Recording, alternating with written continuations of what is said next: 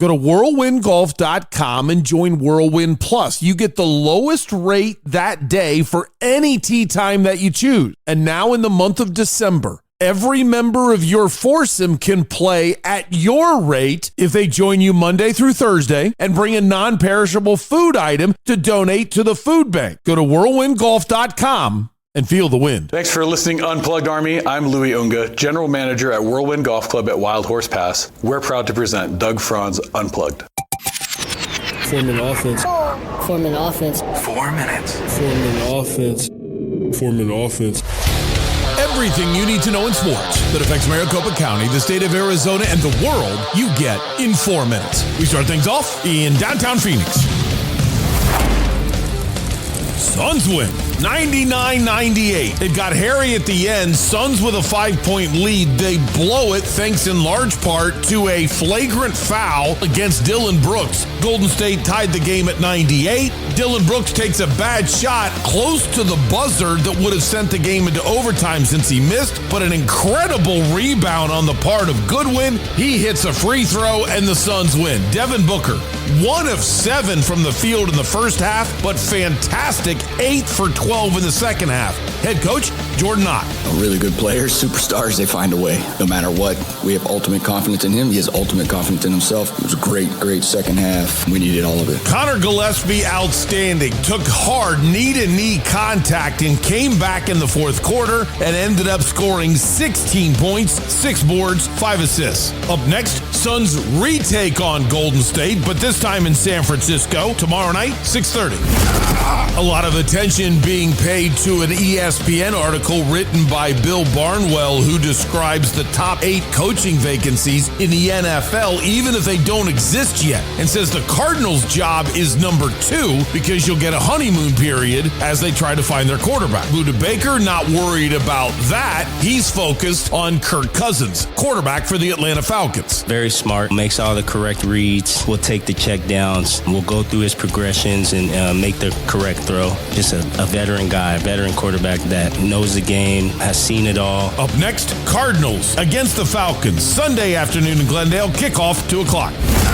The latest on Kenny Dillingham. Athletic Director Graham Rossini was heard on radio station KMVP discussing the fact that the school is doing everything they can to retain Kenny Dillingham, but it's a very complex process. Saying, quote, "We're having fluid, active, and healthy conversation. Leadership matters. We have tremendous leadership in place with Coach, so we're working through that. And it's an exciting moment for our program." Up next, Sun Devils take on Duke in the Tony the Tiger Sun Bowl on December 31st. All the college hoops teams that we cover in action this weekend. It starts with Grand Canyon tomorrow afternoon at 2. Their first Mountain West game, they're at Wyoming. U of A's in Phoenix. They take on San Diego State downtown. Tip-off tomorrow night at 8:30. And then ASU waits until Sunday afternoon. They have back-to-back Pac-12 games. After playing at UCLA, they're home against Oregon State. Tip-off in Tempe Sunday at 1. It's the first Thursday night game in NFL history that had 2 teams with 11 wins, and now is probably the greatest Thursday night game in NFL history. Seahawks a winner, 38-37, despite Matthew Stafford throwing for 457 yards and 3 touchdowns. Puka Nacua caught 12 passes, 225 yards, and 2 touchdowns. Yes, the Rams lost. Seattle became the first team in NFL history to go for 2 in an overtime and win, as each team scored a touchdown in the OT. Amazingly enough, Seattle converted 3 different 2-point conversions in the game and had a 16-point fourth quarter comeback to tie the game and send it to OT in the first place. And finally, now this seems like a pretty fishy story. A trucker in Indiana was already at the Pilot Travel Center doing his pre-trip inspection when he noticed that the back of the trailer had been tampered with. Police found $16 million worth of cocaine. It's one of the largest cocaine seizures in Indiana history. Right now, there are no suspects, and the trucker is completely cooperating with police. Yet I just have a real hard time saying, you're already at the gas station, you're starting to drive the truck, and then you notice somebody's tampered with it, and I guess people were going to follow along wherever you end up, not knowing where their cocaine is going? Or did you have a change of heart? I don't know, but on this Beer Friday, God bless our police.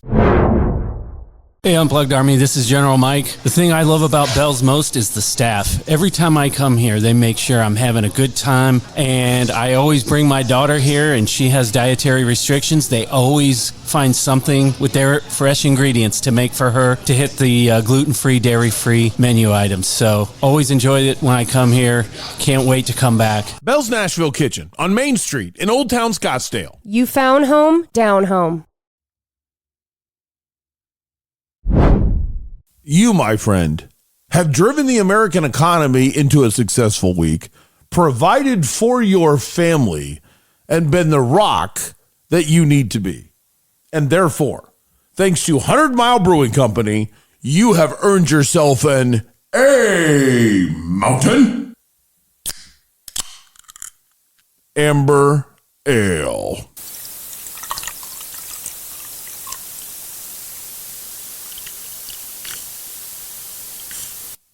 Oh, yeah, here we go. Craft beer! All right, this one takes the cake. This one takes the cake. It's 8:38 in the morning right now. I have been up most of the night. I don't really know what to say about this one. Oh, by the way, that beer that I had, that was about 7 hours ago. Good morning. I guess I should just start with good afternoon, good evening, whenever it is that you've decided to make Doug Franz Unplugged a part of your day, or whenever it is I've decided to do the show. But my family greatly appreciates it. My name is Doug Franz, and you have found the only podcast in the world totally devoted to the coverage of the four major sports franchises, home of the great American city that drops on your phone each and every weekday morning. We also cover ASU, U of A, GCU, the Rattlers, the Rising, and the Merc. This is Doug Franz Unplugged, presented by Whirlwind Golf Club at Wild Horse Pass. How I got that in, I have no idea. General Tom, hello, how are you? Yes, I had an A Mountain Amber Ale a long time ago. Well, I recorded that, and then I watched, I've had a crazy last 24 hours. Absolutely crazy. I guess I should start right from the beginning and kind of go rapid fire here through everything.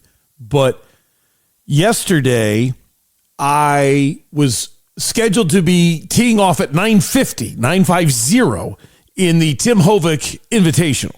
Just thrilled to death to be invited to that. Well, it's an hour drive from Goodyear. I got up at, I don't know, about 7:30, something like that. I remember being awake. I don't remember what I did after that. And then all of a sudden I get a text from Colonel Kells that says, "Hey, I'll see you on the range." It was 9 o'clock in the morning. I slept from 7:30 to 9 without even knowing it. And then I sprung to life, my smelly self, didn't get a shower, immediately got dressed, ran down to the car, and drove to Scottsdale. I have no idea how I succeeded this greatly, but I met them on the second hole.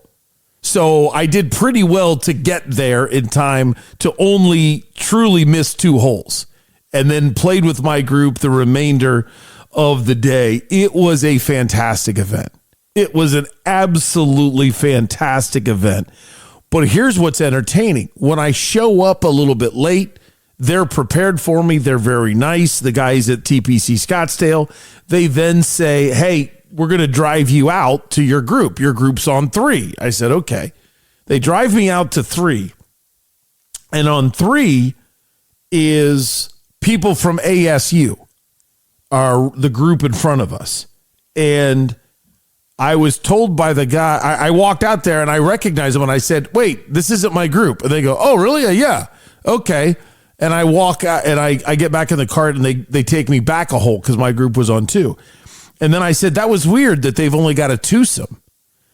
And the guy says, "Well, they had a real tall guy with them at the beginning, but he's busy. He had to leave." I said, "What? Really? What? It was Graham Rossini.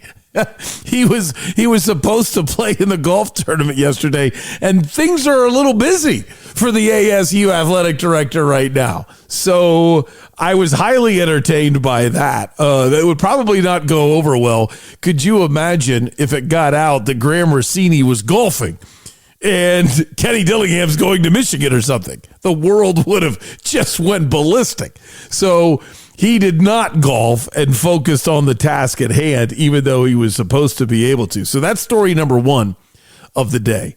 Story number two, how weird is this? At TPC Scottsdale, you have a caddy, especially as you get closer and closer to Waste Management Phoenix Open time. So they're building the stadiums as we're playing. Well, I'm kind of introducing myself and getting to know the caddies and things like that. And something comes up about where he's from. And he says, Dayton, Ohio. Well, I start laughing and I said, that's incredible. Where at? And he says, Fairmont. Now, at my age, Fairmont used to be Fairmont East and Fairmont West in the city of Kettering, which is a Dayton suburb. But I can't remember whether it was when I was in high school or almost right after I graduated, they consolidated. And it was just Fairmont. My neighbor growing up, like a kid that was 2 years younger than me, was a principal at Fairmont for a long time. So this kid was actually in high school when my neighbor friend was his principal. And he's my caddy, and he caddies. It's kind of a neat job. He caddies in Scottsdale for about 5 months a year, and then he goes to Pinehurst, and he caddies in North Carolina for another 6 or 7 months a year. Loves his job. We start talking about Dayton. I mentioned the fact that Jennifer went to the University of Dayton and my parents are season ticket holders. And he said, my dad was the head coach of UD baseball. Oh my gosh, that's crazy. So now we're talking ball for 18 holes, having a grand time. So the event ends and Tim Hovick, being the amazing person he is treating people to sliders and beer and pop and water if you wanted to hang around. So I get a text from Sweet Lou that says he's in the tournament and he's teeing off on 18. So they're going to be done soon. Come over and meet a guy named Dom. Okay, great. I've been trying to meet Dom forever. What a cool dude. Dom is in charge of the casino aspect of Wild Horse Pass. Obviously, Sweet Lou is in charge of the golf aspect. What a good guy. And it was like lightning quick meeting. We're sitting in the cart. I asked him, a little bit about him. And then I said, well, I know you're in a hurry. Let's do beer, lunch, or golf. What do you want? And he goes, golf. And I said, all right. I'll meet you at Whirlwind. And we already set a date to golf together. And I'm jacked up for the possibilities there. But I want to tread lightly because I have ideas that I think apply to how I could help them. But that's kind of arrogant for me to until I really know. You know what I mean? You got to talk to somebody. You got to listen to what they say to know if you can help. But I'm kind of jacked up to meet him. So then I walk back, sit down, and a woman named Becky, who's heavily involved in sponsorships of the LPGA, is at my table. She went to Bowling Green. Now, in case you don't know, Bowling Green is a Mid-American Conference school. It is literally the ugliest school. It's 14 different elementary school buildings, all on a campus that you feel like you're going to get blown away by the wind at any moment. It's just weird. It's just like that, like elementary schools in the Midwest that are just made with yellow brick. Like somehow, I don't know how they all confiscated or cornered the market on yellow bricks, but that's the middle schools and junior and all elementary schools in the Midwest. Well, that's what Bowling Green looks like. And their degree means about as much. So I was ripping her like crazy. It's really not true, but I'm having a good time. She's ripping me back and she's very witty. So that's going on back and forth. So that was a lot of fun. Then a little while later, Unplugged Army, I received a test. I am proud to say I passed with flying colors, but I was not prepared for the test. The bald boss man walked up to me and said hi. The man responsible for letting me go. And I didn't know that I'm in a better place. That was amazing. That's all I can say is that was amazing. I'm not going to act like I really enjoyed every second of the conversation, but I didn't have any anger. It was awkward, but there wasn't any anger. And it was like uplifting when it was over because I didn't have any anger. And I was really, really happy about that. So thank you, even though I'm not really showing my happiness very well since it's 8:49 in the morning and I'm just now talking to you.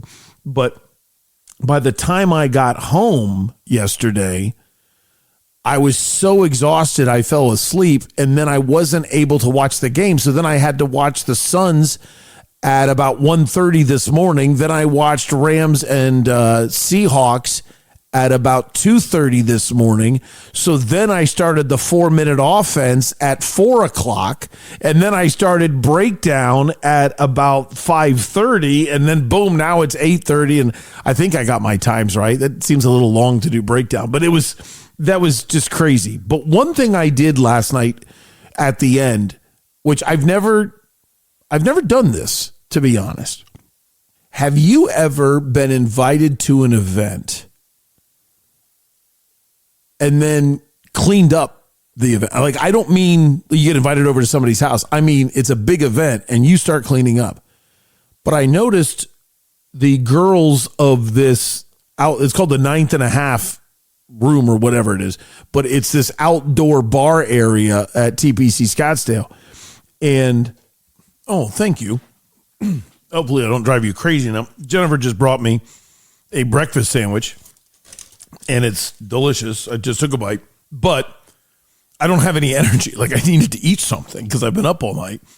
Yet I'm very now worried about my voice. But so it's like this combination of trying to eat and then trying to talk and my voice being able to handle it, because a lot of you know that I have some voice issues. But anyway, I noticed all the women picking up the chairs. And so I jump up and I start picking up the chairs with them. And one of the girls had remembered my name. She goes, "Doug, what are you doing?" I said, "Well, isn't this going to get you back to your families faster?" She said, "Well, yeah, but Doug, no, you can't, no." And I said, "Yes. If you get yelled at by a boss for the customer doing this, just say the customer's always right and the customer demanded." And she goes, "Okay."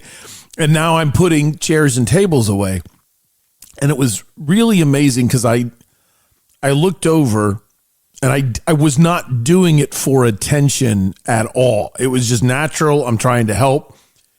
And I could see that other people had noticed that that's what I was doing. And then another guy jumped up and he starts helping. And it was really cool.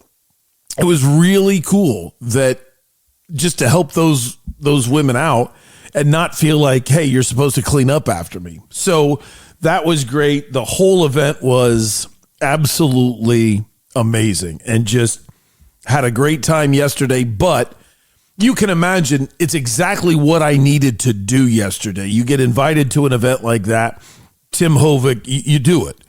But Thursdays are my biggest day of prep because the Friday show is so hard and so time consuming. And then for me just to have to shut it down physically, I know people are amazed at how little I sleep, but I also know when the body is done. Like, I got to shut it down. And last night was one of those nights. So thanks for the forgiveness of still listening to today's or this weekend show, depending on when you're listening. Well, you might even be Saturday morning because I'm so late today in getting the podcast up. But I really appreciate it. Thanks. It's time for Doug's Big One. It's my number one opinion of the day. Let's roll. Doug.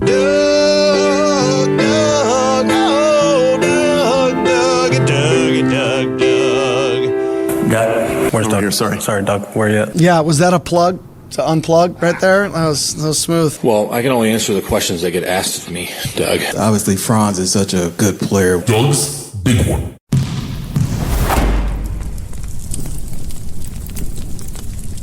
Collin Gillespie is my favorite player in the NBA. I didn't say he's the best player, but my opinion's kind of inarguable because what are you going to do? Argue against my opinion about my favorite? But he's my favorite player in the NBA. I already loved the tenacity that he had. I've already loved how hard he's worked on his game because he isn't even remotely the athlete anybody else is on the floor. He's probably the worst athlete on the floor. But that game yesterday, we used to call it getting frogged. I don't know if you had a name for it, but we used to call it getting frogged when there was knee-to-knee contact. It's happened to me once in an alumni, like it happened to me a lot when I played, but it was never terrible. But I got hit once in an alumni basketball game, knee-to-knee contact. It was a disaster. It hurt so bad. And my knee swelled and stiffened up to the point where it was one of those injuries where it hurt like a little bit in certain situations, but all you would do is move a certain way, and then it was debilitating, like almost fall to the ground pain. And who knows what damage I did. I mean, I might find out when I'm dead that, you know, like my MCL is gone and I just walk around without an MCL. You know, who knows? But that was so painful for me. And Collins looked 400 times worse than the one I got. He's writhing in pain out of the game and comes back and has two enormous steals in that fourth quarter. Don't take my word for it. Here's head coach Jordan Knott. Collin could have easily sat that one out. You get knee to knee, brutal, you know, in transition, guy, athlete, coming downhill, knee to knee, in transition, full speed. And then all of a sudden he pops back out, put him right in the game, and he makes an instant impact. And it's not only just the ability offensively to get into the paint, but you see a couple of loose balls, the steals, you know, they almost dunk, you know, like those types of plays he just makes. He's just a winning basketball player. So love having that group out there. And again, I think it was the start of the fourth, no book on the floor. We were able to get a little gap, so that helps us a ton. Hi there, Coach. Speaking of Collin, I mean, he did have that knee-to-knee contact. Is there any worry about him? Do you have any update about, you know, what happened in that part of the game? Yeah, no update. That's one of those things that you have to assess in the morning to see exactly how it feels. You know, we have a pretty quick turnaround, but if I'm betting that if Collin will be out there, I would imagine he will be. That he came right back out, right on the floor. He'll take care of his body. Really tough dude. I have no doubt that he'll probably be back out there on the next game. Fighter, I've been screaming against point book forever, and finally Booker gets going in the second half. Collin Gillespie has established himself. This Jalen Green thing is so interesting when he comes back. I mean, I'm not bringing it up to worry about it, but who is the starting five? I mean, you're not going to bench, of course, Booker and Brooks, and you're not going to bench Mark Williams for what he's doing on the inside. There's three guys right there, and I got to have Collin Gillespie on the floor. Got to. So I've just named four guys, and I assume, okay, boom, there's Jalen Green. He's the other starter, but that's a pretty small starting lineup. No power forward, but I am not losing Collin Gillespie. And I'm pretty confident he'll be the one that gets bumped, and that gets us back to point book. The way Gillespie plays the game, the basketball IQ, the never say die, and now an injury that he would have had no problem. No one would have questioned him at all if he sat out the rest of the game. And he gets himself back in there, and he has a lot to do with why the Suns won. That is just awesome. Collin Gillespie is my favorite player in the NBA, and that's Doug's big one. Well, obviously, I could talk forever about Santan Ford after yesterday, the Tim Hovick Invitational. And again, I want to say the same thing I said yesterday. That man doesn't have to do what he did. Nobody does that. Car dealerships don't make a habit of making money by spending a ton of money on their employees and spending a ton of money on high-valued customers and spending a ton of money on business partners. And yet that's what they do. That event, that's who was there. And a bunch of ASU personnel that gets to take the day off. That's amazing. And that's who Tim Hovick is. So I totally, what does that in for you, obviously, is a great question. I completely believe when you buy a car or when you get your car serviced or things like that, the interaction you have with the employee genuinely has an enormous effect on the outcome or your feelings about the experience.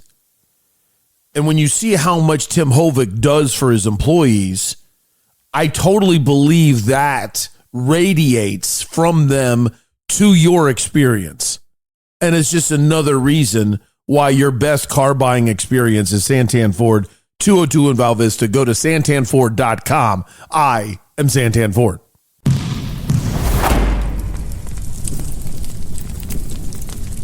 Suns a winner 99-98. The number one reason why they won is the defense they played against Steph Curry.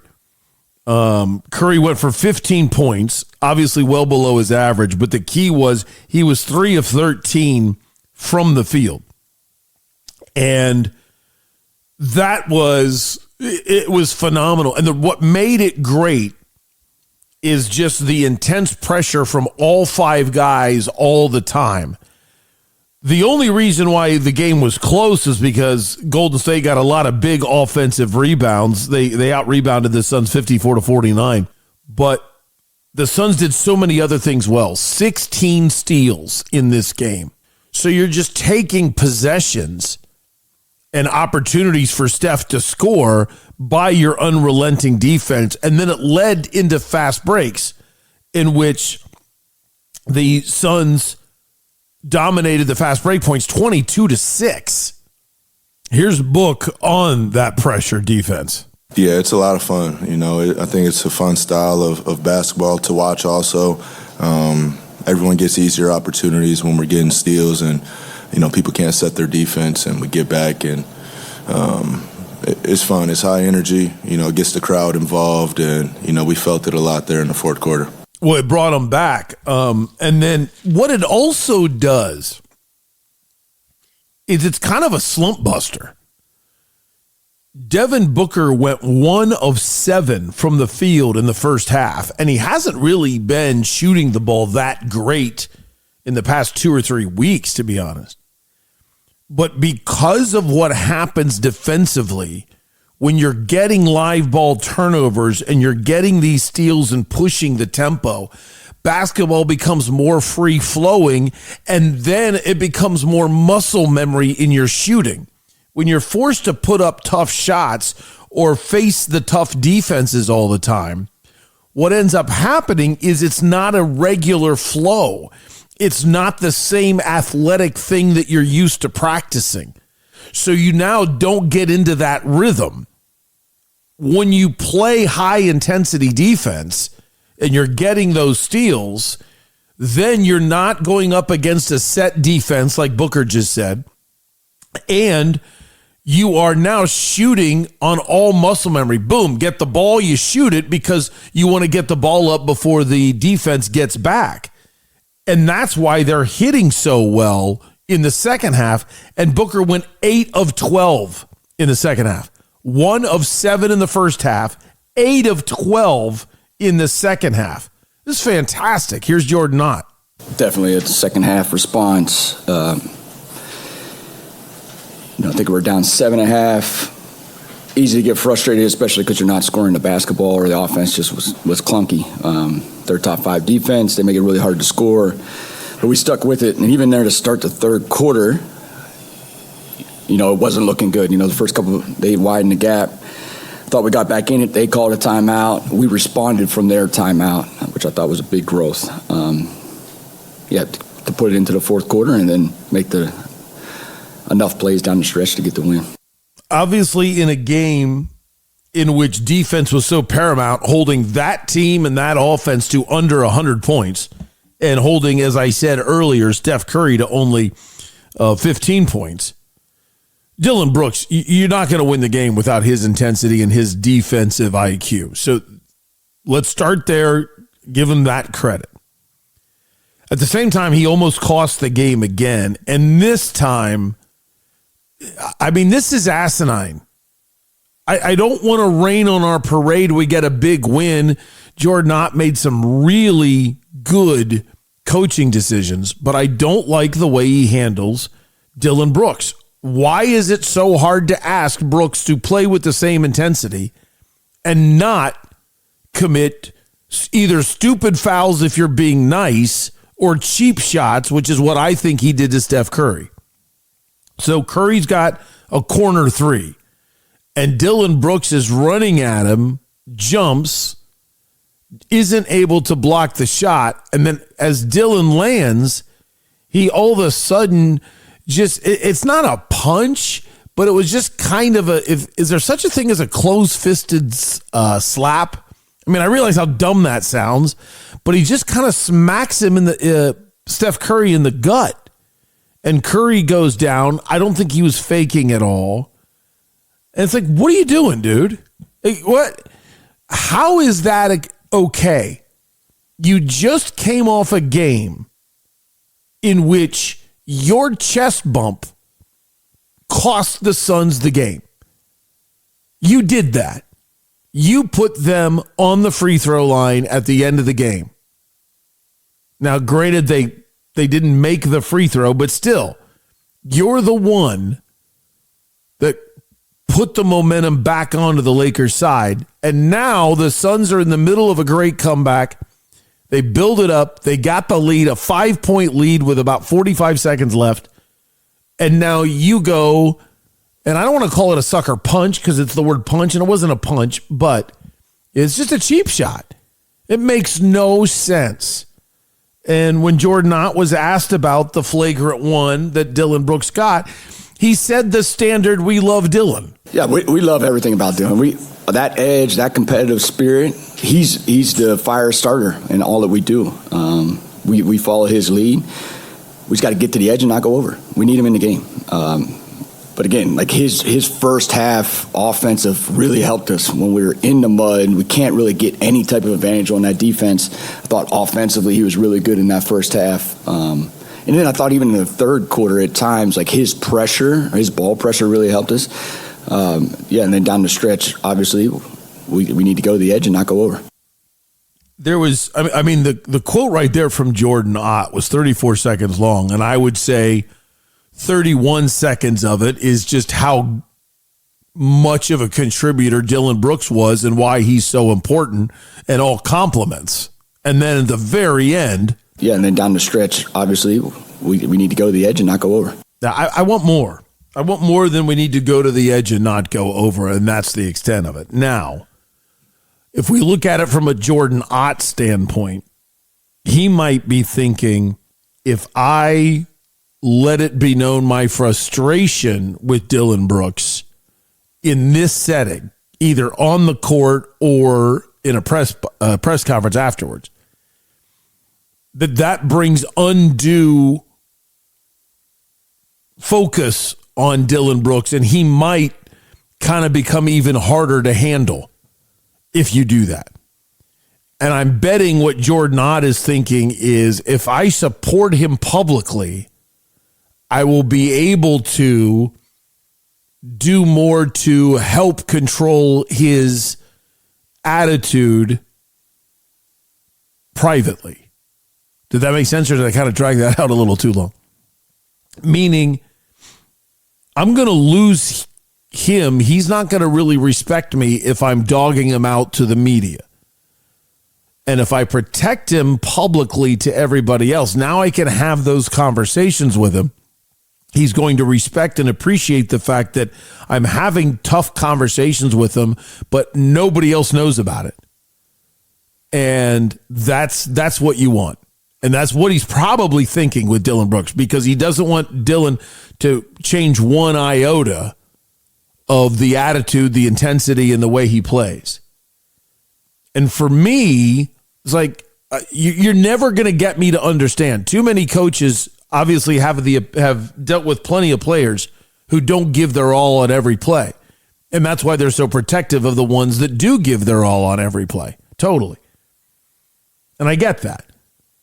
But I'm not going to make the guy that doesn't give it all every time, I'm not going to give him the tag normal. I'm going to say the norm is the Collin Gillespie. The norm is the Dillon Brooks. And therefore, I'm not going to say, or I'm not going to just say things to appease Dillon Brooks' feelings. Well, since he plays so hard and is so intense, it's okay to smack opponents in the stomach. Like, no, it's not. Stop. You can play with intensity, no fear, and not do cheap shots. I'm struggling a little bit. Well, I'm struggling because it's 9:24 in the morning and I've been up all night. But I'm struggling because I don't want to rain on the parade of another great win. Yet, I got to call it as I see it. And the Dillon Brooks thing is just getting stupid. Stop. Now, the end of the game, if you didn't see it, is tied 98-98. Suns are getting ready for the last shot. And I don't have any problem with Dillon Brooks taking the last shot if it's a good shot. But he really forced it. That bothered me. They got the ball to Book. They blitz Book, which means when somebody comes up for a screen to help Booker get open, both guys then guard Devin Booker. So we've talked about a pick and roll before. So you and I are on the same team. I run up to set a pick on your guy. So if you run to your left, well, then that guy is going to run into me. And now my guy is guarding you. Your guy is guarding me. And I either have a mismatch or you have a mismatch. And that's what we want. And that's why I came up and set a screen for you. When the other team blitzes the screen, that means as I run up to set a screen on your guy and my guy is guarding me, instead of my guy guarding me or your guy switching on to me, both defensive players involved in the pick and roll guard you, the ball handler. That's a blitz. So now suddenly you're double teamed, and the hope is they're not going to be able to get rid of the ball. You know, as since I'm the one that's on your team, I'm the one that needs to open up quickly. But since I'm the easiest target, the easiest option for you to get rid of the ball, guess what happens? All the other defenders, the other three, know that I am the one. So the nearest one comes rushing over to try to make sure that I am not the easy access for you, the easy outlet. So Booker gets blitzed, throws the ball over to Dillon Brooks, and it's like Brooks lost track of time and then just put up a terrible shot. Didn't hit rim. And the loose ball is controlled by Goodwin, who gets hacked. He goes to the free throw line, and the first shot looked like he was scared to death. Looked like he was absolutely scared to death. So now all pressure's on the second one. It's still 98-98. Boom, he makes it. Warriors don't have any timeouts. They can't move the basketball. Suns win. It was awesome. It was awesome. Jordan Ott, what'd you think about Goodwin's rebound? Huge Huge. Great trust in Goody being in there. Obviously, and the game, tight game. Love everything he's about. What he brings every single day. His spirit really helps our group. And then we wanted to take the last shot, and we were going to crash. Take the last shot. We knew they didn't have a timeout. We were going to crash the glass. Great patience by Book in that when they were trying to double team and get it out of his hands. Shot goes up, and we're going to crash, and we got one, and Goody was able to knock it in for the win. All right, these two teams again coming up tomorrow late afternoon in San Francisco. Coming up next. Oh, you know what it is. Breakdown. On Doug Franz Unplugged, presented by Whirlwind Golf Club at Wild Horse Pass. Going to be hard to keep up with this list, but from Parker & Sons Heating, Cooling, Plumbing, and Electrical, we have a reverse osmosis system, a tankless water heater, and 2 air scrubbers that actually remove pollens and germs from the air that we breathe in our home.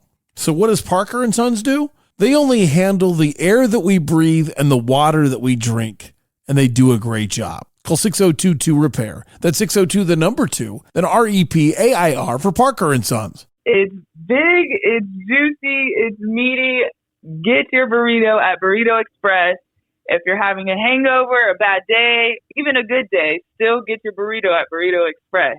It will make you feel better. Hi, I'm Angie with Penny Royal Promotions. We decorate blank apparel, screen printing, embroidery, direct to film. Also, we provide promotional products, offset printing, tents, canopies, banners, business cards, anything you can put a logo on. Okay, Unplugged Army, if you own a business, you have an upcoming event, a charity function, golf tournament, we're the official provider of the Unplugged Army. Ask for Angie. I'm this year's Euchre champion. The rules of inclusion into Breakdown are as follows. Number 1, any game with an FBS program from Arizona. Or number 2, any ranked Big 12 program. Or number 3, any game with 2 top 25 teams. Or number 4, any game involving a team in the NFC West. Or number 5, any NFL game when both teams have a winning record. Each breakdown will have 3 elements. One person or matchup that will be the focus of the stare down. One interesting stat to be used by you while drinking a beer to impress a friend. Beer stat. And one player Doug is watching to prepare for the 2026 NFL Draft in April. Draft Watch. If your game meets one of the 5 criteria, then your game will be highlighted in sequential order based on kickoff time in this week's college and NFL football breakdown. Break it all down. Breakdown.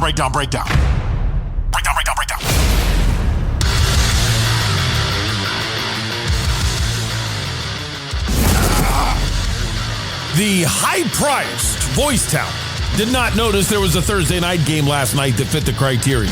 Seahawks the winner, 38-37 over the Rams on Thursday Night Football Prime Network. Lumen Field in Seattle, Washington. The Seahawks were a 1.5-point favorite. Seattle is now 12-3. They're in first place in the NFC. Although Los Angeles has clinched a playoff berth, they dropped to 11-4 and remain now the second place team, but drop all the way to the 5 seed in playoff seeding. All you can say is what a game.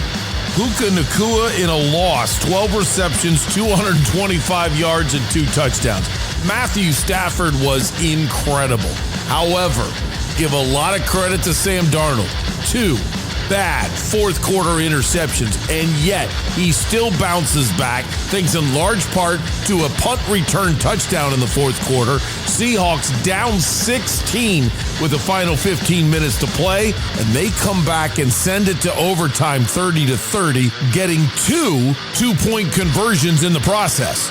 Rams score first.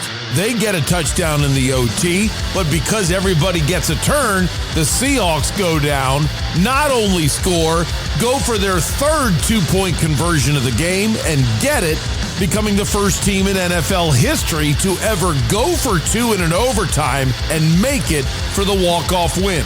The second two-point conversion in the fourth quarter that tied the game came with great drama. Sam Darnold tried a quick out to his running back, Zach Charbonnet. The pass was deflected off the helmet of a Rams defender. It rolled to the goal line, and even though the officials were calling it incomplete, he picked the ball up.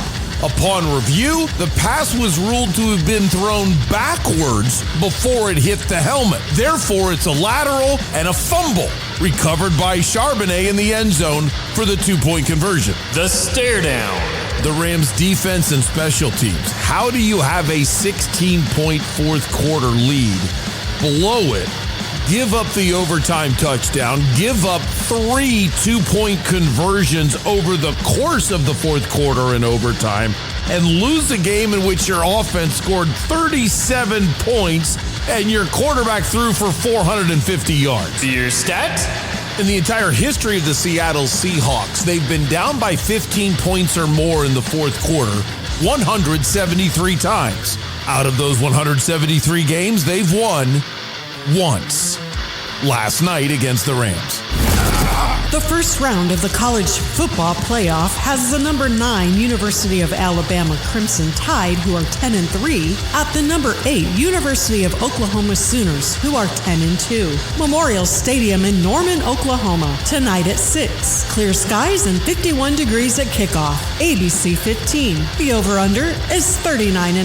Bama is getting 1.5. This is what you get with the college football playoff. Oklahoma has already beaten Alabama in conference play. That game was close. 2-point win for the Sooners on the road for Oklahoma in Tuscaloosa.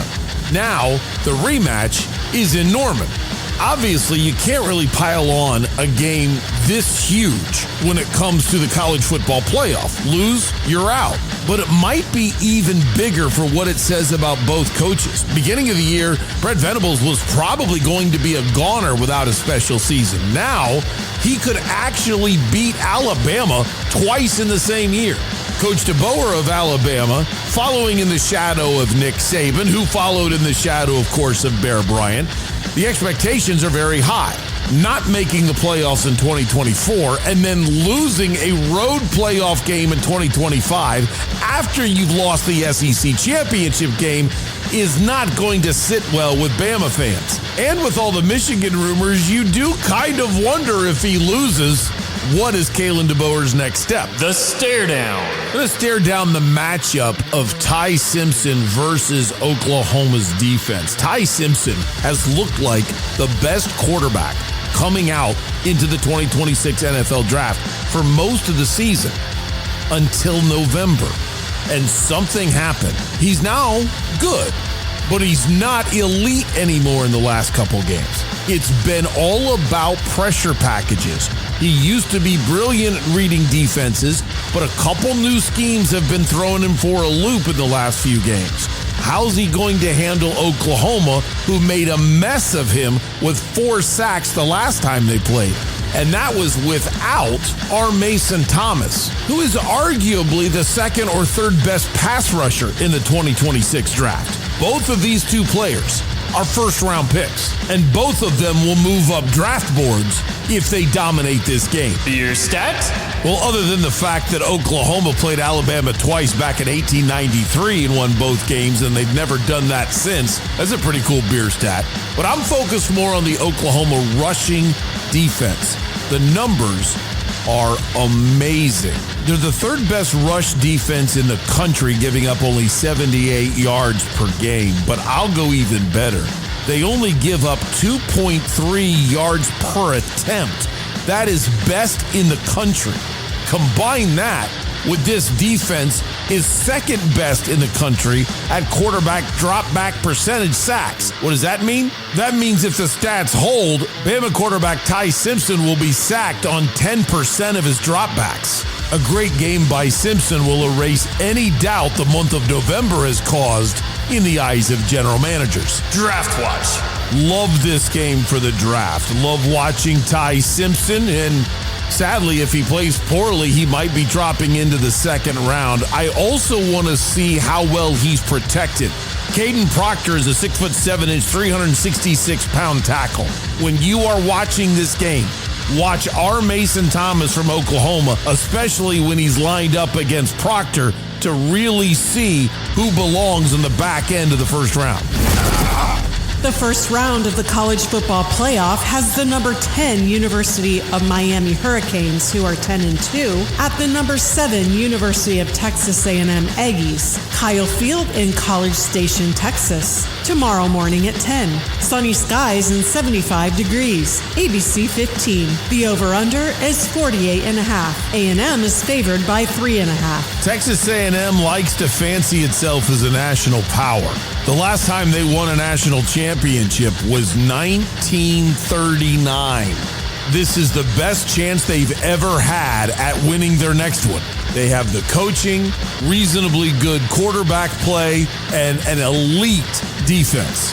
There is no way Miami should be able to hang with Texas A&M. But one thing can happen in playoff games at home. The angst of the crowd can really weigh on you as a young man if things aren't going your way. It's going to be very important to keep the Texas A&M crowd engaged, excited, and supportive. That is almost always the case, as Texas A&M has had over 100,000 fans a game for 10 straight games. The stare down. I got two things to stare down. One is an entire category, and that is fans, media, and the College Football Playoff Committee. What will they say if Miami gets blown out? Everybody will swear up and down that the Notre Dame Fighting Irish belong in and Miami doesn't. I don't care what happens in this game. No, they don't. Miami played almost an identical schedule to Notre Dame, and they beat Notre Dame. With that win, head-to-head should matter. Miami belongs in this game. I just don't think they're going to win it. The second thing I'm staring down is the line play. This is going to be amazing. SEC Defensive Player of the Year in Cassius Howe. ACC Defensive Player of the Year in Ruben Bain. I have been in love with Bain absolutely all year. Howe is fourth in the nation with 11.5 sacks. Ruben Bain, granted, only has 4.5 sacks, but every team lives in fear of what he can do and gets the ball out incredibly fast. On top of those sacks, Bain has 7.5 tackles for loss, which means everybody's going to be staring down these offensive lines, and both of them are elite for the college level. Your stat? Another stare down could be third down, and we would stare it down because of these stats. Texas A&M's defense is on an amazing streak. Over the last 9 games, they've only allowed 5 third down conversions or less. Overall in the season, teams are only converting 24% of the time. A&M has the best defense in college football on third down. However, Miami is no slouch. They have the 10th best defense in college football on third down. They only allow 31% of all third downs to be converted. I'll give you a guarantee. Whoever wins the third down stat wins the game. Draft watch. Everybody. I mean, we're literally watching everybody. This game is going to be excellent. I told you about Bain and Howe, their top 15 picks. But Miami's got a 6'6", 350-pound tackle in Francis Mauigoa that I love. If I'm the Arizona Cardinals, I want any of those 3 guys. If you can get the first 2 with your first-round pick, you might even skip over a quarterback and take a flyer on somebody in the second round. Cardinals are so bad, they might want to trade down and use one of the 2 first-round picks on Francis Mauigoa. But I also want to keep an eye out for Carson Beck, and I'm being serious here. At one point, Carson Beck was going to be the number 1 pick in the draft. Not this year, but years ago. He left Georgia, went to Miami. He's 34-5 as a college starting quarterback. At what point do you want that experience? At what point do you want that football knowledge? At what point do you just say Carson Beck is a winner? But since he hasn't won enough big games, not a lot of people say he's a winner. I don't want to oversell it. But if he leads Miami to a road playoff upset, I would draft him. I would wait until Saturday, but I would draft him. The first round of the college football playoff has the number 20 Tulane Green Wave, who are 11-2, at the number 6 University of Mississippi Rebels, who are 11-1. Vaught Hemingway Stadium in Oxford, Mississippi, tomorrow afternoon at 1:30. Sunny skies and 65 degrees. TNT. The over-under is 56.5. Ole Miss has to cover 16.5. Not very often does Goliath pick up a lot of fans. But who in this country is actually rooting against Ole Miss? I cannot wait to watch this game tomorrow because I want to see how does Ole Miss handle itself. How do these kids handle a good Tulane team that not only is a conference champion, but they also beat Duke, a below-average conference champion, mind you, but still a conference champion. Tulane is ready for this. They've got older players who have been through a complete program rebuild. There's no doubt Ole Miss is going to come out fired up as these players want to prove to Lane Kiffin he's making a mistake. Yet did that passion translate into preparation? Or are they just going to show up with all fire but no poise? The stare down. It's the coaches beyond a shadow of a doubt. Lane Kiffin has not been allowed to coach Ole Miss, so he's already at LSU. Tulane did something dramatically different. They're losing their head coach as well. John Sumrall has been named the head coach of Florida, so he's been trying to put together a game plan to upset Ole Miss on the road for Tulane while he's hiring assistants and handling the transfer portal and recruiting at Florida. No man can seriously do 2 jobs. It'll be interesting to see how these Tulane kids look at their head coach if they come in unprepared. Now, Pete Golding on the Ole Miss side, he's kind of dealing with the same thing of doing 2 jobs at once. He's losing his entire offensive staff going to LSU. So he's had to put together an entirely new staff, not just for the game, though, as the old staff is mostly staying intact just for the playoff. So he's recruiting for 2026. He's hiring for 2026 while he's trying to game plan for 2025 and be in charge of a group of coaches who won't be there next year. I don't remember any college football game with this much drama, but I think it'll soon be commonplace in the college football playoff. Your stats? 6.8 and 4.7. Pete Golding was the defensive coordinator for Ole Miss before his promotion. However, he's led a pretty weak rushing defense who is ranked 93rd in rushing yards per attempt, giving up 4.7 yards every time someone carries the ball. That could play right into Tulane's hands. Former BYU quarterback Jake Retzlaff is the leading rusher, and he's accounted for 30 touchdowns this year, with 16 of them coming on the ground. That 6.8 that I mentioned is yards per carry for their new back. Jamari McClure, eventually about halfway through the year, earned the full-time starting job at running back. In his last 4 games, he's averaging 6.8 yards per carry. Retzlaff can beat you if you sell out to stop the run. But with this Tulane team, how do you stop their rushing attack if you don't sell out? Draft watch. I'm actually not that overwhelmed with talent in this game that's going into the 2026 NFL draft. But I do want to keep an eye on Trinidad Chambliss. He's only 6 foot tall, so the Ole Miss quarterback doesn't get me to jump up and down. However, the powerful run game of Tulane should eat a lot of clock. Therefore, Chambliss probably isn't going to have a lot of possessions, making each one vital. He cannot turn the ball over. If he does a lot of good things, he might move up the radar a little bit.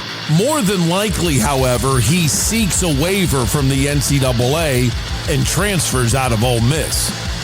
Hopefully not to LSU.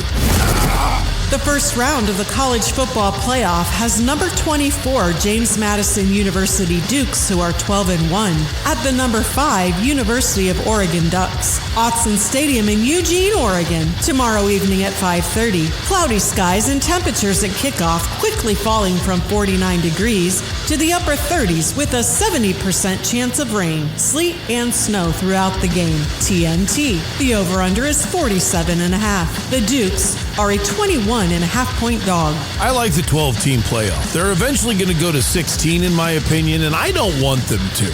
But here is the flaw in my argument, and that is these 5-12 games. The 5-12 games are always going to be pretty much a dog because it's going to be a team that isn't quite ready to be here. But you've got to have a group of 5 team or you're going to have lawsuits galore if they don't have access into the college football playoff. The only thing that could trip up Oregon is the 21 days off they've had since their last game. And I don't think it's going to cause them any problems. The stare down. How about the coaching in this game? The head coach of James Madison is Bob Chesney. The head coach of UCLA is Bob Chesney. Yes, he is doing double duty just like I talked about in the previous game. Now, the Oregon head coach is going nowhere. But Dan Lanning is losing both of his coordinators. His offensive coordinator is now the head coach at Kentucky, and his defensive coordinator is taking over at Cal. So my real stare down is kind of at Lane Kiffin, because check out this amazing quote from Will Stein. I would feel like a complete fraud if I bailed on Oregon right now. The last thing I would ever do is leave these players. Your stat? 0-1. James Madison has played one Power 4 team this year, Louisville, and they lost. Draft watch. The game is tomorrow evening, but with the 4th annual Unplugged Army holiday event, I'm not going to be watching it until after Mass Sunday morning. And I might only be watching the first half because I think Oregon's going to roll. The only thing that'll really get my attention is if Dante Moore has a bad game. But the Oregon quarterback should have a lot of his injured receiving core healthy again, so I think he will roll, and so will the Ducks. You might be asking me, well, Doug, who does James Madison have? I don't have any idea. Buy a media guide. The second place Green Bay Packers, who are 9-4-1, at the first place Chicago Bears, who are 10-4. Soldier Field in Chicago, Illinois, tomorrow night at 6:20. Clear skies and temperatures starting at 35 degrees, but dropping to 24 degrees by the end of the game. Fox 10. The over-under is 46.5. Chicago is a 1.5-point favorite. For some reason, it feels like one of the biggest regular season games for the Bears in about 40 years. Since that fateful Monday night loss when the 85 Bears were hoping to go undefeated. Speaking of 1985, the Bears and Packers are playing against each other for the second time in 2 weeks. The last time that happened was, yeah, you guessed it, 1985. The stare down. Oh, it's Caleb Williams. The Bears quarterback is in a weird position. He has not had a good season, yet his team is in first place. Williams has a below 90 passer rating. He's ranked 22nd in the NFL. The 49ers even have 2 quarterbacks that are both ranked higher than Caleb Williams. Most interestingly is the quarterback right above Caleb Williams. At number 21 is former Bears quarterback Justin Fields. And the pressure's even greater on Caleb Williams because he doesn't have Rome Odunze, who is ruled out for the 3rd straight game. He's been battling a foot issue. The advantage for Caleb Williams has everything to do with 2 things. One, his defense. They have a league-leading 21 interceptions that are on top of takeaways with 30, and therefore that leaves the Bears an amazing plus 20 in turnover margin. The other thing he's got? Your stat? The other thing he's got is this crazy stat that'll tell you just how bad Bears quarterbacks have been since the beginning of the franchise. Caleb Williams has 5 fourth-quarter comebacks. That's the highest in franchise history. The first place Jacksonville Jaguars, who are 10-4.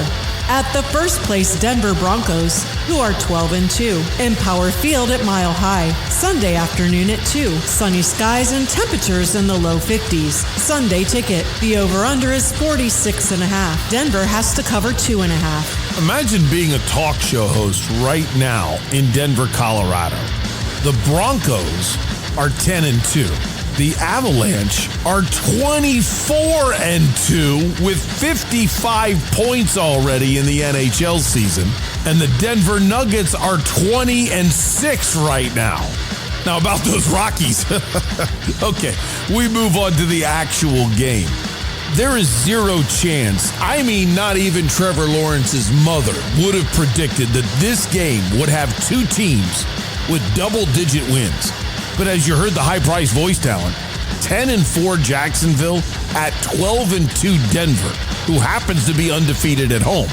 Speaking of Trevor Lawrence, he's coming off an amazing 6-touchdown game, but he's going up against this Denver defense that's got 58 sacks on the season. They're number 1 overall in red zone touchdown percentage defense, meaning you get in the red zone, you still only score a touchdown 38% of the time. They're the best defense on third down, allowing you to convert only 32% of your chances. And I mentioned those sacks. Yeah, 10.5% of your dropbacks end up with your quarterback on the ground. That's good for second best in the NFL. So even though Trevor Lawrence is hot, Denver's weather has an opportunity to normally get you out of your hot streak. The stare down. We got a positive stare down. James Gladstone. He is the general manager of Jacksonville. He's the one that brought in Liam Cohen. He's the one that made the trade deadline acquisition of Jacoby Myers from the Raiders, who has really opened things up for this Jaguars offense. Jacksonville has won 5 in a row. Since the bye week, they're averaging 33 points a game. And here's the shocker to me. They're 3-0 against the AFC West this year, with this being their last game against what we thought was the toughest division in the NFL. Your stat? If you don't think the altitude situation in Denver is real, let's take a look at these numbers. The Denver Broncos right now are ranked 3rd in the NFL in fourth quarter defense, allowing only 4.4 points in the final stanza. Offensively, they're 5th, scoring over a touchdown at 8.2 points per fourth quarter, to rank in the top 5 in both stats. To back that up, this year, Denver is outscoring opponents at home in the fourth quarter 67-29. The third place Atlanta Falcons, who are 5-9. At the last place Arizona Cardinals, who are 3-11. State Farm Stadium in Glendale, Arizona. Sunday afternoon at 2. Sunny skies and temperatures in the upper 80s with the roof expected to be open. Fox 10. The over-under is 48.5. Arizona has to cover 1.5. I still can't believe Jonathan Gannon said what I talked about yesterday when he actually said the offensive line is going to be a big reason why we win the game. Well, you can't really say it's a big game because right now, the second-hand ticket market has seats available, granted it's before the fees, for only $13. Oh, my goodness. If you are paying to go see this game, you're really paying to see 2 guys, Trey McBride and his historic season for a tight end, and Atlanta running back Bijan Robinson, who's trying to get up over 1,500 yards for the season. Right now, he's at 1,100. Nick Rollis understands just how good Robinson is. Man, everything, man. Vision, strength, power, acceleration, can stop on a dime. you better be on point with the angles that you're taking, because if you take a bad angle, he knows how to 6 foot in the ground and either make something out of nothing or turn it into a home run. And that's him as a runner. And then his ability to play as a receiver out of the backfield, split out, it's impressive. Like, he's a complete skill player. So he's definitely one of the best. He is a threat in the pass game and the run game. For all those reasons I pretty much just listed. The stare down. Obviously, this isn't that big of a stretch to say Jonathan Gannon is coaching for his livelihood. However, I would get more specific. I think he is in this game. If you lose to the Tennessee Titans and the Atlanta Falcons in the same season, should you continue as head coach? There is no doubt the injuries have ravaged this organization. And therefore, there are a lot of reasons to blame Michael Bidwill, much more than you ever blame Jonathan Gannon, because you have one of the worst training facilities in the NFL, and the Players Association tally has always rated the training staff and the equipment and the facility as an F. But losing to the Titans and to the Falcons is pretty inexcusable. But here's the catch about the Falcons. They're much better than they were at the beginning of the year, and it probably has a lot to do with having an established veteran quarterback. Kirk Cousins is going to be a $57 million hit on the 2026 salary cap of the Falcons. They're going to need to move him or cut him. So this man is playing for his NFL future to try to get on with somebody else next year, which does make you wonder, is there any chance he'll be playing a lot more games than just one at State Farm Stadium next year? Beer stat? Another reason why this game might be worth the price of admission, again, beer stat of 13, meaning the price to get a ticket, is because of how bad these run defenses are. The more you run the ball, the more you eat clock, because incomplete passes stop the clock. The Falcons and Cardinals are both tied at 24th place in rushing yards per attempt. They give up 4.5 yards a carry. That's bad. But at least the Falcons in their last 3 games are getting a little bit better, not much, but they give up 4.3 in the last 3. The Cardinals are now giving up 5.1 yards per attempt in their last 3 games. It's actually getting worse.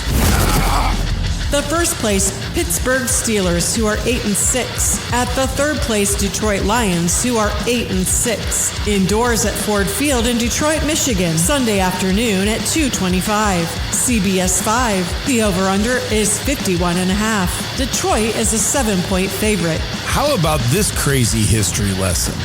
The last time the Lions beat the Steelers at home was 1998. Pittsburgh is 5-0-1 against the Lions in Detroit in this century. Now, you probably aren't going to remember that 1998 game at all, but if you're old enough, as soon as I describe it, you'll laugh because you do remember. You might partially remember because it was Barry Sanders' last win as a member of an NFL team. But the real reason you'll remember, it's the famous reason why we have to call it heads or tails before the coin is flipped. The game was tied 16-16 when the Steelers called the flip, and the referee said that Jerome Bettis called tails when he says he called heads, and he wouldn't give him the winning coin flip. The referee was eventually banished back to the position of back judge. The stare down. I'm going to stare down Mike Tomlin. I would not fire Mike Tomlin. I don't know what's going to happen with Mike Tomlin, but he is a defensive head coach, and he's got a big problem. The fourth quarter. The Detroit Lions are the number 1 team overall in points per game at 30.6, but they're also second best, averaging almost 10 points in the fourth quarter. The Steelers are a disaster. They're tied with the New York Giants as the worst fourth quarter defense. 31st place, giving up over 10 points a game. Keep that in mind if you're a live bettor and the Lions are losing in the fourth quarter, odds are they'll come back. Beer stat? TJ Watt won't be playing. Bad news, the Steelers are 2-11-1 when he's on the roster but not playing. Good news, one of those 2 wins happened just last week. The third place, San Francisco 49ers, who are 10-4. At the third place, Indianapolis Colts, who are 8-6. Indoors at Lucas Oil Stadium in Indianapolis, Indiana. Monday night at 6:15, ABC 15. The over-under is 46.5. The 49ers have to cover 6. Okay, there's no way you'll remember this. Since I've already done a history lesson a little bit ago, let's do another one. When was the last time the 49ers beat the Indianapolis Colts? No, I don't know either. Until I looked it up, found out. And now I can't stop laughing. It's been since 2001. Now, why should you know this? Why should you know the last time the 49ers beat the Colts? Because this happened. I don't know. All I know is we threw 4 interceptions and fumbled once. 1 interception they returned for a touchdown. 3 others were in our end of the field where they scored points. That's all I know. That's inexcusable. Inexcusable. Playoffs? Don't talk about it. Playoffs? You kidding me? Playoffs? I just hope we can win a game. Another game. The stare down. Philip freaking Rivers. I mean, God bless you, dude. It was amazing. It stinks that they lost last week in Seattle. And yes, that interception on the last drive was probably a result of a lack of arm strength. But how many times did he get them into the right play? And most importantly to me, when you go 5 years without getting hit, there's a glutton for punishment to go and get hit again and then wake up the next morning and be ready to play more football. What this man is doing is such an incredible inspiration. All of us that consider ourselves old dudes have got to be able to step up, remember Dr. Fred, and get ourselves going again. Because Philip Rivers, man, cheers. Your stat? Well, other than my 2001 stat, that is pretty unbelievable, I would have to say, that it's been that long since the 49ers have beaten the Colts. But for me, your beer stat has everything to do with the 49ers in rushing yards per attempt, both offensively and defensively. It's shocking to say this since they have Christian McCaffrey, but McCaffrey's been killing teams in the passing game. Right now, the 49ers are 31st in the NFL out of 32 teams, getting only 3.5 yards per attempt. Oh, by the way, the Colts defense is number 1 in the NFL at stopping rushing yards per attempt, giving up only 3.7. Then there's the 49ers defense. Rushing yards per attempt defensively, not very good. It's at 17th, slightly below average. But the catch is, over the last 3 games, it jumps up to 5.4, which would be quote-unquote good for 29th in the NFL. And that is your college football playoff version, Week 16 of the NFL season. Breakdown.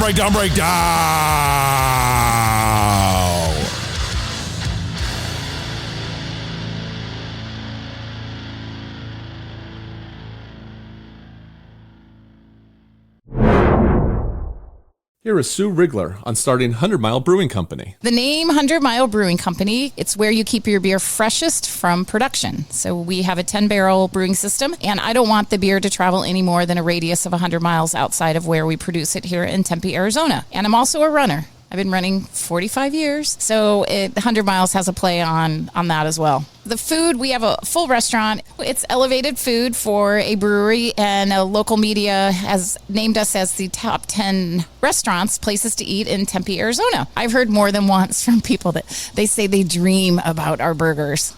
So that's kind of I wouldn't dream about a burger, but okay. So if you were in the Unplugged Army, we need to be friends. There's thousands and thousands of you that I cannot wait to meet. So this is your spot. Doug's favorite beer. He likes a lot of them, but the favorite one is the A Mountain Amber Ale. So why don't you all come in? I invite you in. Ask for Sue, ask for Todd, and we'll take really good care of you. Come check us out at Goodyear Fit Body Bootcamp. We're on Estrella Parkway, just south of the 10. My name is Aaron. I also go by AG Kleino on Twitter. I've been in the Unplugged Army since the dark days. And my message to the listeners would just be, as far as Goodyear Fit Body Bootcamp is concerned, is it's not selfish to care for yourself. At Goodyear Fit Body Bootcamp, we strive to inspire fitness and change lives every day.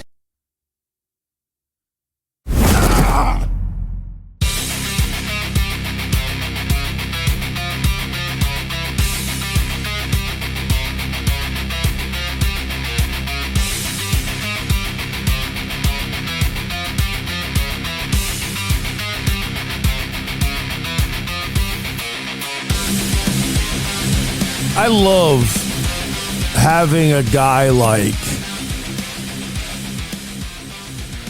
Jacoby Brissett. Well, that was weird on my voice. That's my egg sandwich there coming up on me. Having a guy like Jacoby Brissett as the starting quarterback when you're in transition to the next quarterback. But it's interesting to think of both quarterbacks that are going to be on the field Sunday in Glendale, because what do you expect from Kirk Cousins? Kirk Cousins has been really good lately. Atlanta's playing a lot better football. Would you go for 3 quarterbacks? Would you waste a roster spot with 3 quarterbacks? Have Kirk Cousins, Jacoby Brissett, and hopefully somebody that you draft in the upcoming draft. Would Kirk sign on that idea? Would Kirk accept that? Knowing, because Kirk's getting older, but he's fired up, but he only signed, I think it was a 3-year deal in Atlanta, and this is year 2. And you know what? Let me cheat and look that up, because it might be a 5-year deal, and I'm wrong, but I thought it was a 3-year deal, and then shocking was, of course, when they turned around and drafted Michael Penix Jr. out of UW. Like, what was it? Maybe 8th overall? So all of a sudden you're drafting somebody in the first round.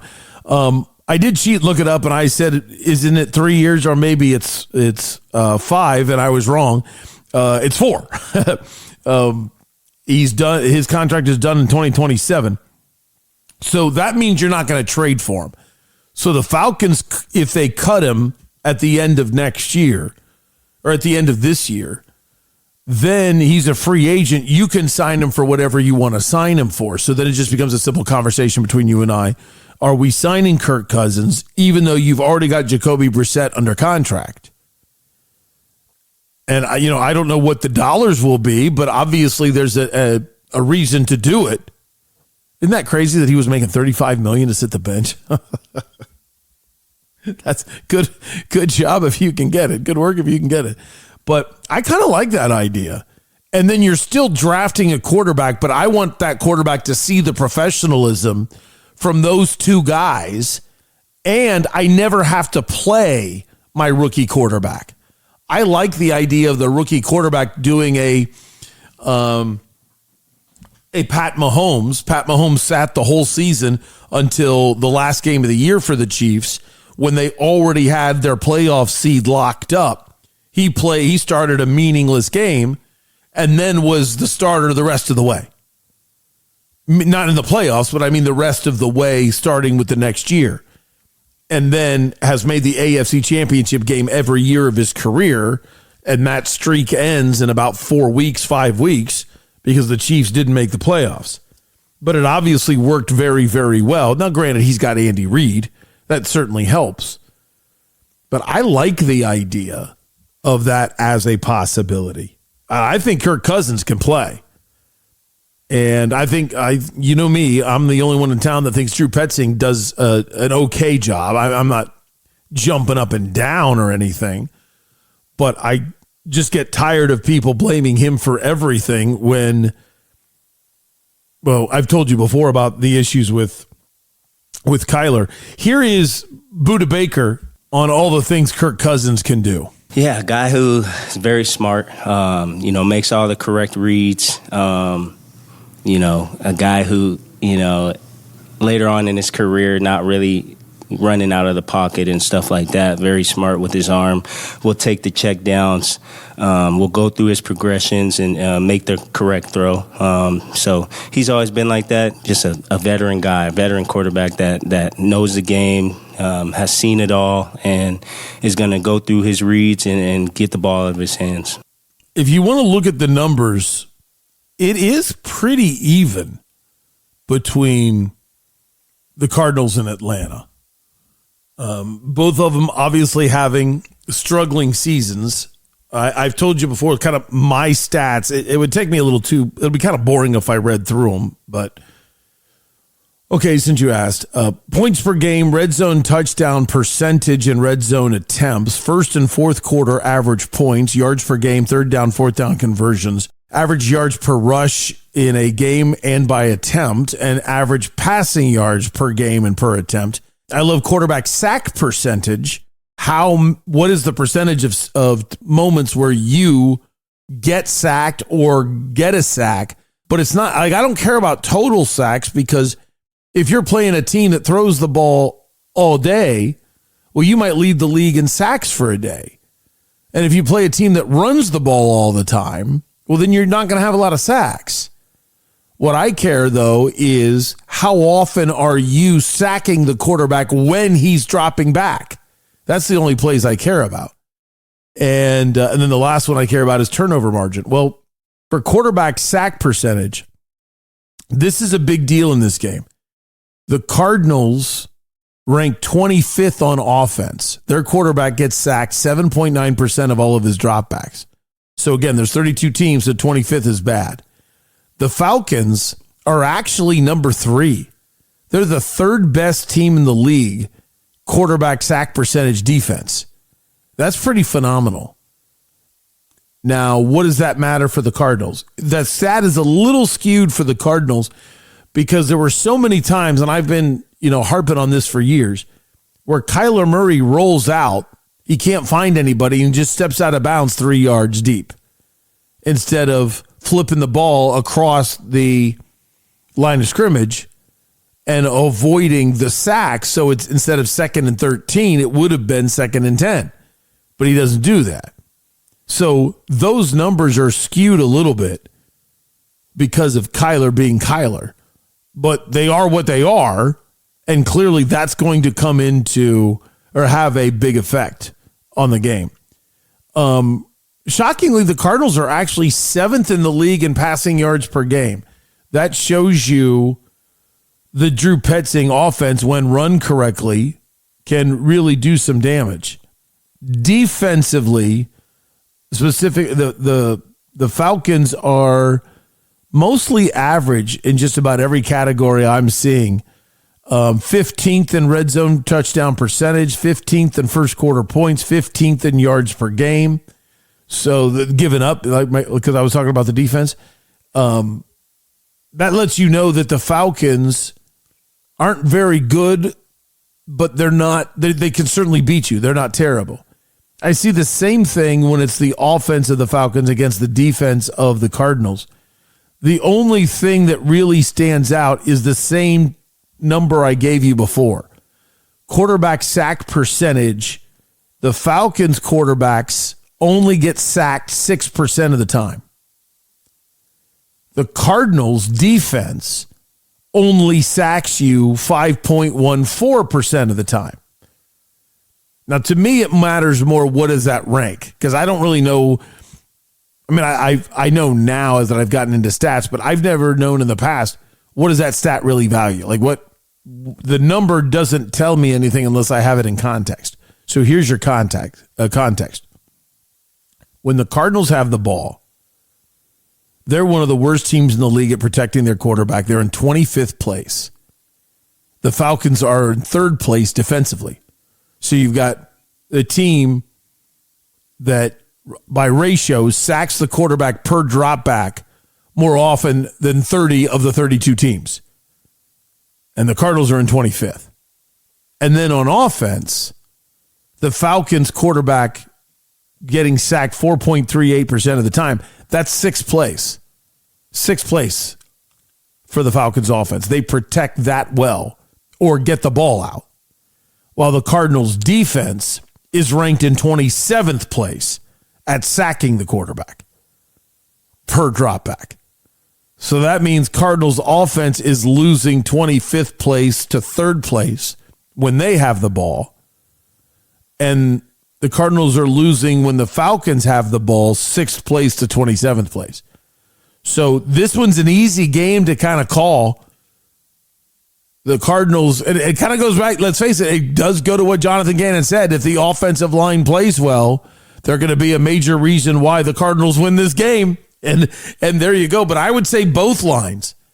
I've always been a line of scrimmage guy anyway, but those stats right there really harken that of how often Cardinals quarterbacks are getting sacked per drop back and how rarely it happens with the Falcons, and then, of course, vice versa. I actually got a few tweets and emails, a couple of you wanting to know what did I think of the Brian Smith news of my Ohio Bobcats. It is what I found out. So now I don't feel as bad talking about it, but Ohio has a typical sunshine law. I forget the actual name of it, of they've got to release documents. So somebody turned in an open records request. Ohio had sent a letter to Brian Smith and his lawyer announcing the immediate termination. And so now that the letter's public, it says in the letter that he was drinking he was drinking, public intoxication, and had an extramarital affair with a student. For me, you're not a religious institution. So even though I think it's disgusting, my opinion doesn't matter. It's, to me, what are you doing? Supposedly, the athletic director's husband, former athletic director's husband, had given him a bottle of bourbon. And so he and his coaches would do a victory toast in his office after wins. And who knows if a player had a drink that was over 21, who knows, but it is a law or a rule. You cannot be drinking as a state employee on campus grounds. So that's where they get to say, hey, we're going to fire you because this is a complete violation of the law of your contract. You know this. But in truth, that's not why they're really firing him, because if he did not have an affair with a student, then there's no way they're firing him for having some bourbon after a win. And he doesn't have he doesn't have a DUI. He doesn't have walking around campus drunk, something like that. So that is what I had heard. And that's why you can imagine why I didn't really want to talk about it yesterday, because that's quite an accusation. But now that the university had no problem writing it in the letter, okay, boom. Now, the lawyer is arguing that he separated from his wife and was in a consensual relationship, and the school made it a big deal. You're at the OU Inn, which is the only nice hotel in Athens. You're at the OU Inn, and you're flaunting this, this girlfriend in front of players that you're dating this younger woman. And the lawyer said they're consenting adults. They're in a relationship. He was already separated from his wife, and he was living at the Ohio University Inn. Basically, because it sounds like he got kicked out of the house. I don't know if that's true, but that's what it sounded like. So he's living in a hotel, and of course, his date is going to be there at the hotel from time to time. So they didn't like the look of that. And I think Ohio screwed themselves. No pun intended, of course. I think there's no doubt that they're going to have to pay him some of his money. You got to be a bad lawyer that you're not going to be able to win that when there's so many other coaches who will have a drink in the office. And that's what I meant by almost every other coach does it. I did not mean almost every other coach sleeps with nursing students or something. But the reason why he's allowed is this student supposedly did not have anything to do with the football team. So if she doesn't have anything to do with the football team, it's not a situation like the Michigan situation, because in that, you can't have an authority figure having a relationship with their subordinate without, according to Michigan, without constant communication with the HR department about the stages of your relationship. So this woman did not work for Ohio football, and she's of age, so it's legal. Even if it's gross, it's legal. So that's the latest on that. I don't like the way it was handled. The fan in me is upset because he's a good coach, and I don't really want to lose him, but it is kind of weird. I hope somebody good takes our job, because I don't know how great on a list of jobs. I don't know how great, our job is. All right, it's time for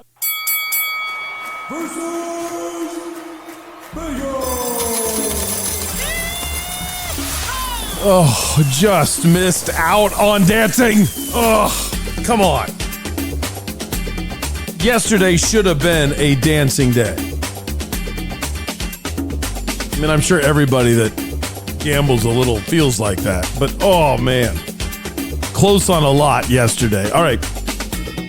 Told you that I like Tampa Bay taking on the Kings to cover. Well, the Lightning didn't cover because they didn't win. Kings won 2-1. We took the Rangers on the money line against St. Louis. We got that one right. We took the Knicks to cover against the Pacers, -4.5. Knicks won 114-113. Arg. Knicks win, we don't. I took Phoenix on the money line. Thank you, Goodwin. Suns won 99-98. Glad I didn't lay the 1.5. How about that? And I took the Rams over the Seahawks. That's the one. Seahawks win 38-37. They score a whopping 24 points over the last 15 minutes of the game. Nah, a little longer than that, about last 17 minutes. They're down by 16 in the fourth quarter. They get 2 touchdowns, 2 2-point conversions, give up a touchdown in the overtime, and then get a touchdown, go for 2 for a definite win or loss in the OT, and end up getting the 2-point conversion. They walk away with the win. I walk away a loser. I would have been 3-2 on the day. Instead, I am 2-3. That one stunk. All right, here's what we got for today and this weekend. The Dallas Stars are on the back end of a back-to-back. I don't like that it's not that bad. It was San Jose to Anaheim, but it's still I think they're closely matched. That's an advantage of Anaheim, so we'll take the Ducks on the money line. We got the Celtics -6.5 against the Heat. Miami's on the back end of a back-to-back. We got Philadelphia on the road at New York, and their favorite, so that's going to be a little difficult, but I still think the Sixers will cover the 3.5. College football-wise, I love A&M and Oregon to cover, so we'll take Texas A&M -3, and the other Ducks -20.5. Just seems easy. You can win by 3 touchdowns. Green Bay's getting 1.5 at Soldier Field. We're all over it. We'll take the Packers plus the 1.5. And then this is a shocker. When I wrote breakdown, the line was Cardinals -1.5. That line is now flipped all the way to Cardinals +3. So many people think the Cardinals are such a disaster that they ran to money on the Falcons. And that's pushed the total to Falcons -3. So I'm going to take the Cardinals. I'll take the Cardinals in the points. I actually think they're going to win, but if you're going to give me points and cover a whole field goal, then I'm going to take it. So I like that. Sound credits today. I got the Buda Baker and the Nick Rallis that I use from the YouTube page of the Arizona Cardinals. I got Jordan Ott and Devin Booker from the YouTube page of the Phoenix Suns. And I have no idea. I don't remember where I got the Jim Mora from. That was from years and years ago that sits in my 360. Not that I pulled the 360 out, but it's in my computer. So I just got it from there. I mean, that was a long time ago when I got that. Thanks again to Tim Hovick and everybody at Santan Ford for the great day yesterday. That was just really, really cool. Really cool. That does it for today's version of Doug Franz Unplugged, presented by Whirlwind Golf Club at Wild Horse Pass. Go to Civlik, get your Whirlwind Plus membership. Love to have you out there and save 15%. It's only $300 for the year, officially $299. Bell's Nashville Kitchen, home of the 4th annual Unplugged Army Holiday event that is going on tomorrow. Starts at 3, ends at about 10. And most importantly, find a way to just fit it into your schedule. Just stop by, say hi. There's a lot of people, if you don't know them, in the Unplugged Army that would like to get to know you. The prizes are crazy. A tour for 6 to 8 people at 100 Mile Brewing Company that I think also has a lot of cool things involved in it. You get a hat from Whirlwind just by showing up. We'll have t-shirts. We have all kinds of cool stuff that's coming. $20 gift cards from Bell's is there. Gifts from Diamondback's gifts from General Tom will be there. And if I've forgotten anything, I'm sorry, because I'm starting to become totally mentally incoherent. Burrito Express has locations all across the east side and coming to a Circle K near you. 100 Mile Brewing Company, home of A Mountain Amber Ale and the sponsor of Beer Friday today. I'm a little shocked. I think I'm going to sleep all day. I don't know how much more beer I'm going to have today. So I'm going to be asleep all day. And then our newest advertisers, Penny Royal Promotions. Email me if you ever need to slap a logo on something, whatever it is. You want a tent to maybe take to your kids' soccer games to support a sponsor. Do you want to make up family t-shirts for a reunion this summer? Something like, whatever you want to do, they can do something cool and set it up for you. Just email me, Doug at DougFranzUnplugged.com, and I'll help you get in touch with them. Trophy Bar located in Chandler, home of the greatest rigatoni in sports bar history. And our newest advertiser, Goodyear Fit Body Boot Camp. When you talk to Jennifer about it, she sounds like James talking about the mobile unit at Santan Ford. I mean, Jennifer loves going through that experience, loves the workouts. It's challenging enough for those of you that are in shape, but it's very inclusive for those of you that are just starting. And imagine how powerful it is if you're in shape, but you kind of think a family member needs to get on board. Invite them. Have the two of you become members, and now you're working out together. And you can make the workouts, the circuit itself, hard enough to where you are challenged even though you're in shape. And now you're doing something to get your friend, your family member out as well. That's really cool. I can't wait to see you tomorrow. So please come out. And then after that, I have another thank you.